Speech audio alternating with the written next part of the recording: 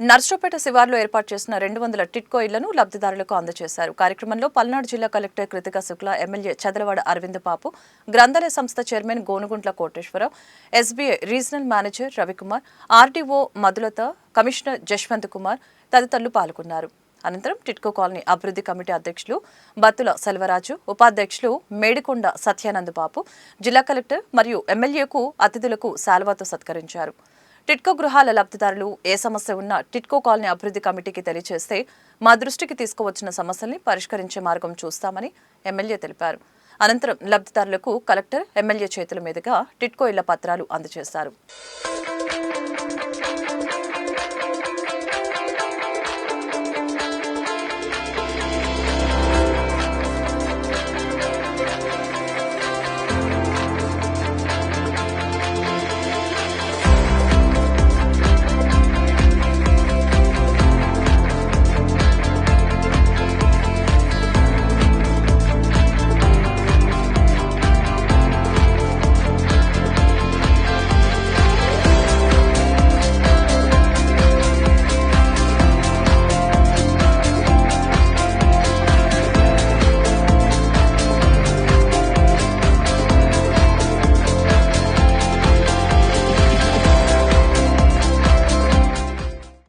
చాలా సంతోషం.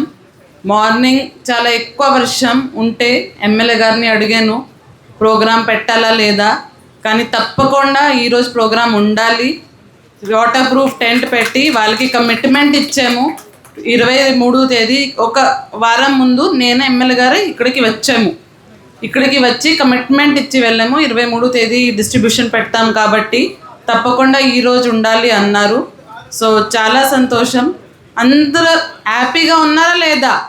సంతోషమే కదా. ఎందుకంటే ఒక సొంత ఇల్లు ఉండాలంటే ప్రతి కుటుంబం ఆ కళ ఈరోజు 217 మందికి నిజం ఉంటుంది.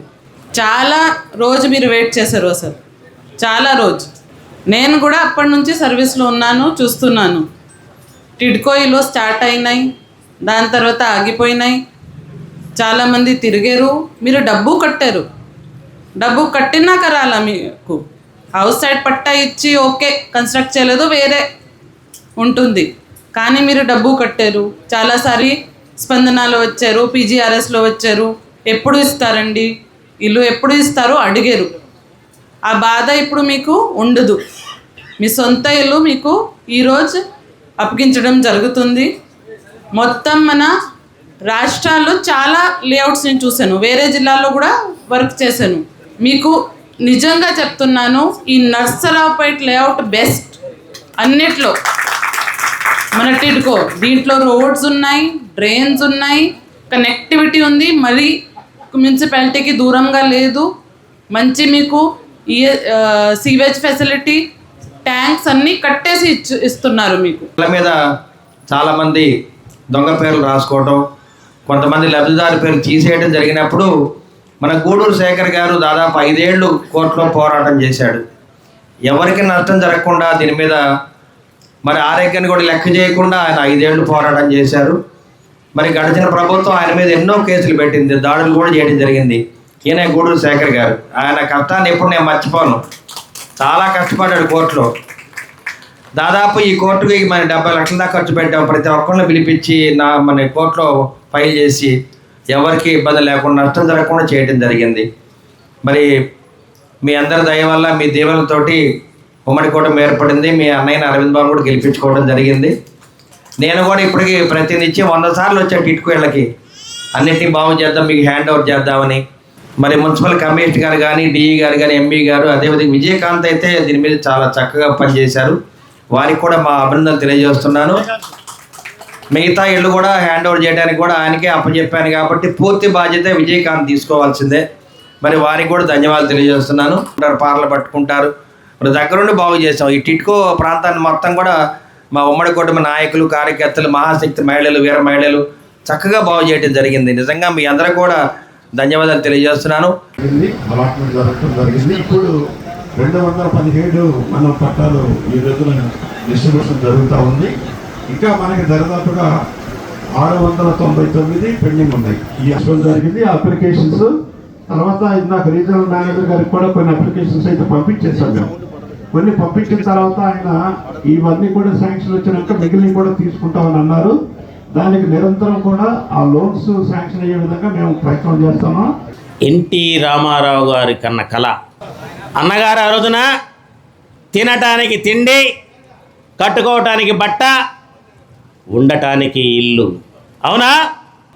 పక్కా ఇల్లు నిర్మించి ఆ రోజున నందమూరి తారక రామారావు గారు చేపట్టిన కార్యక్రమాన్ని నారా చంద్రబాబు నాయుడు గారు కొనసాగిస్తూ ఈరోజు పేదవాళ్ళకి ఎవరైతే ఎమ్మెల్యే లాంటి వాళ్ళు ఉండాలి ఇళ్ళు, అటువంటి ఇళ్ళని కట్టించి ఈ రోజున ఈ ప్రభుత్వం ఇస్తుందంటే చంద్రబాబు నాయుడు గారికి మీరు గట్టిగా చప్పట్లు కొడతారా లేదా? ఎమ్మెల్యే క్వార్టర్స్ లాగా ఉంది. మేడం గారు చెప్పినట్లు మీకు ఇక్కడ డ్రైనేజ్ వ్యవస్థ కానీ, చల్లటి గాలి, అదేవిధంగా పోలీసు వారు కూడా మీ రక్షణ కోసం రాత్రిపూట ఇక్కడ 4-5 సార్లు పెట్రోలింగ్ చేస్తున్నారంటే వారికి కూడా గట్టిగా చప్పట్లు కొట్టాలని చెప్పి తెలియజేస్తా ఉన్నాను. క్రాంతి కుమార్ గారు, అదేవిధంగా కొట్టా కిరణం, ఎన్డీఏ కూటమి నాయకులు అందరూ కూడా కలిసికట్టుగా మీకు ఇల్లు రావాలి రావాలి రావాలి ఇవ్వాలి ఇవ్వాలి ఇవ్వాలి అనుకొని ఈ రోజున 217 మందికి నూతన గృహాలు మీకు అప్పచెప్పినందుకు మీ అందరికీ నేను శుభాకాంక్షలు తెలియజేస్తా ఉన్నాను. మార్నింగ్ వాకింగ్కి వెళ్తాను నా హెల్త్ కోసం. ఆ టైంలో మా అరవింద్ అన్న రోడ్ల మీద తిరుగుతున్నాడు మీ అందరి హెల్త్ కోసం. ఏందన్నా ఇంత ఉదయాన్నే ఎక్కడ తిరుగుతున్నావు అంటే, ఇది మొత్తం అంతా చెత్త అంతా తీసేయాలి, అంతా బాగుండాలి అంటాడు. ఏ చెత్తో నాకు తెలియదు. ఇప్పుడు నాకు తెలిసి నా బ్యాంక్ ముందు కూడా రవినగర్లో అక్కడంతా చెత్త ఉండేది. ఒకరోజు జేసీబీ వచ్చింది, ఏం చేస్తున్నారో నాకు అర్థం కాదు. ఇప్పుడు అక్కడ పూల తోట ఉంది, మీరందరూ చూడండి. ఆ ట్రెండ్స్ పక్కనే మీకు పూల తోట కనిపిస్తుంది. దీంతో మీకు ఏమర్థమవుతుంది? నాకైతే అర్థమైంది ఏంటంటే, ఈయన ఏదో సంథింగ్ మంచి చేయాలని ఆశపడుతున్నాడు అనిపించింది నాకు చాలాసార్లు ఫోన్ చేస్తాడు. ఫోన్ చేసినప్పుడు ఏ రోజు నాకు ఇది కావాలి నాకు అది కావాలని అడగలేదు. మన దీపావళి రోజు షాప్ కాలిపోయింది, అన్న వీళ్ళకి సాయం చేయాలి, నేను ఎక్కడో ఏదో అడుగుతాను, అది నాకు కావాలి, ఆటో కావాలి, వాళ్ళకి ఏదైనా సాయం చేయి, ఇదంతా వేరే. చాలామంది అడుగుతారు, ఆ మాటకి వెనక ఇంకొక మాట యాడ్ చేస్తాడు, నాది హామీ. మీరు ఎవరికైనా ఇవ్వండి, నాది హామీ, నేను హామీ. మీరు గమనించారా PM స్కీమ్స్లో PM Svanidhi, PM Mudra, నేను చెప్తా ఉంటాను, ఎక్కడైతే పిఎం అని ఉందో మీరు ఇచ్చేయండి, అక్కడ పిఎం గారు ఉన్నారు హామీ. అట్లాగే ఇక్కడ మీకు ఏమో ఏ లోను, నాకు ఇప్పుడు అడిగిన ఇంచుమించు అన్ని లోన్స్లో కూడా మీరు ఇవ్వండి, నేను హామీ, నాది హామీ. ఇది నాకు బాగా నచ్చింది నిజంగా.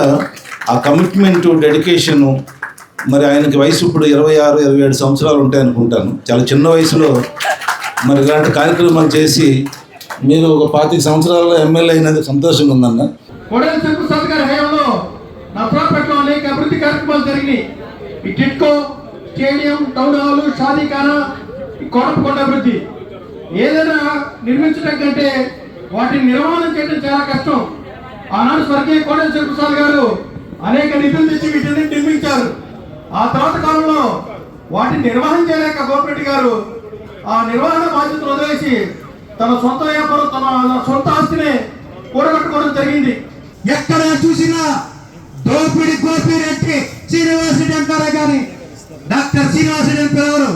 అది తెలుసుకొని మా నాయకులు విమర్శించే ముందు నీ ఆత్మ పరిశీలన చేసుకోవాలని సభావేదికంగా నీకు తెలియపరుస్తున్నావు. సూట్ వేస్తానంటున్నావు, నేను మీడియా పరంగా చెప్పాను, మళ్ళీ చెబుతున్నా, రేపు టూర్ టౌన్లో నీ మీద కేసు పెట్టబోతున్నాం. ఎటువంటి ఆధారాలు లేకుండా ప్రజానాయకుడు, ప్రజాబంధువు, నిరంతర శ్రామికుడు అయిన అరవింద్ బాబు గారి మీద, ప్రజా వ్యక్తి మీద నువ్వు అభియోగాలు మోపావు. అభియోగం మోపడం నీ ఆనవాయితీ. అభియోగం మోపిన నీకు చెప్పిన వాళ్ళు ఇవాళ సాయంత్రం లోపు మీడియా సమక్షంగా మేము చెప్పామని చెప్పబోతే రేపొద్దున 10 గంటలకి టూర్ టౌన్ లో నీ మీద కలెక్టర్ గారికి, ఎస్పీ గారికి కేసు బుక్ చేసి నీ మీద పరువు నష్ట దావా 10 కోట్ల రూపాయలకి ప్రజానాయకుడు విమర్శించడానికి అయిపోతున్నాం. కొంతమంది టిట్కో ఇల్లు బాధితులు వచ్చారు. మేము 50 ఏళ్ళు కట్టామంటే మాకు ఎమ్మెల్యే 5-6 సంవత్సరాలు ఇచ్చాను.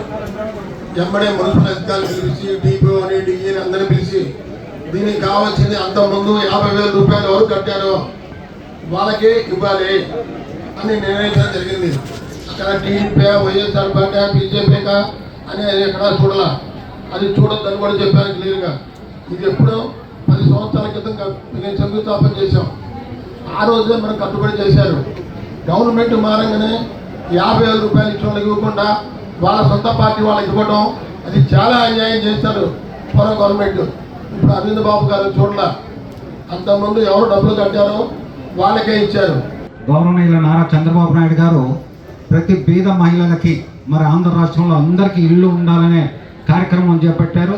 ఆ కార్యక్రమంలో 2014, 2019 అప్పుడు మరి మన స్పీకర్గా ఉన్న కీర్తిశేషులు డాక్టర్ కోవెల శివప్రసాదరావు గారు, అట్లాగే అప్పుడు నేను ఇక్కడ మున్సిపల్ చైర్పర్సన్గా మీకు అందరికీ తెలిసింది 5 సంవత్సరాలు కూడా ఎన్నో అభివృద్ధి కార్యక్రమాలు చేశాం.